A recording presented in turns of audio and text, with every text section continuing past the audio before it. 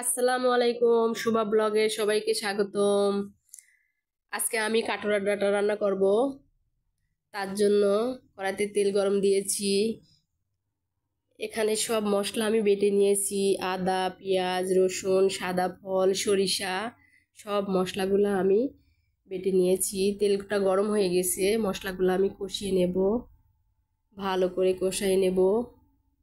যতক্ষণ না কষানো হয় ততক্ষণ আমি নাড়তে থাকবো। যখন মশলাটা কষানো হয়ে যাবে তখন আমি হলুদ গুঁড়া, মরিচ গুঁড়া আর লবণ দিয়ে দেব। এখন দিয়ে দিলাম হলুদের গুঁড়া, মরিচের গুঁড়া, লবণ। এগুলা দিয়ে আমি আবার ভালো করে কষিয়ে নেব। মশলাটা এমন করে কষানো লাগবে যাতে তেলটা উপরে ভেসে ওঠে। মশলাটা কষানোর জন্য সামান্য একটু মশলা বাটা পানি দিয়ে দিলাম।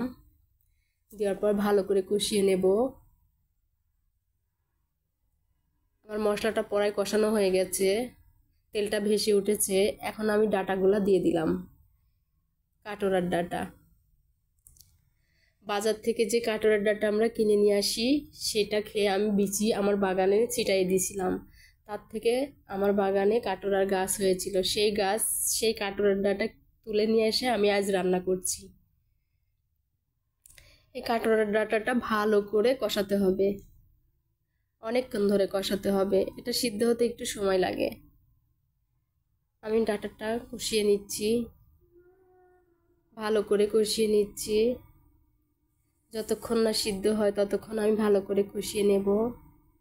কষানো হয়ে গেলে আমি এর মধ্যে পানি দিয়ে দেব।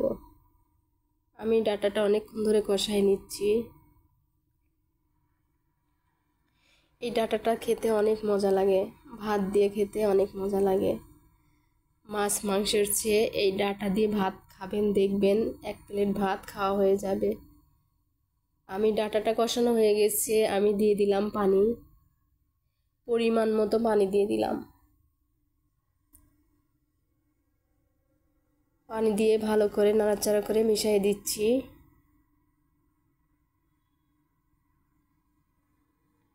একটু বেশি পানি লাগে, এটা অনেকক্ষণ সিদ্ধ হতে সময় লাগে।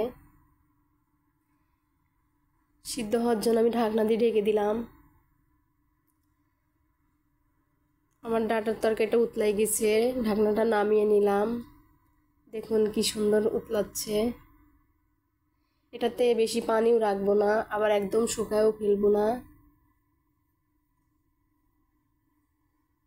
এই ঝোলটা খেতে মজা লাগে। আমার ডাটা রান্নাটা হয়ে গেল। এই ঝোলটুক এরকমই রাখবো আমি, এর চেয়ে বেশি কমাবো না। এই ঝোলটা ভাত দিয়ে খেতে সত্যি মজা লাগে। আপনারা এইভাবে রান্না করে খাবেন, দেখবেন অনেক মজা।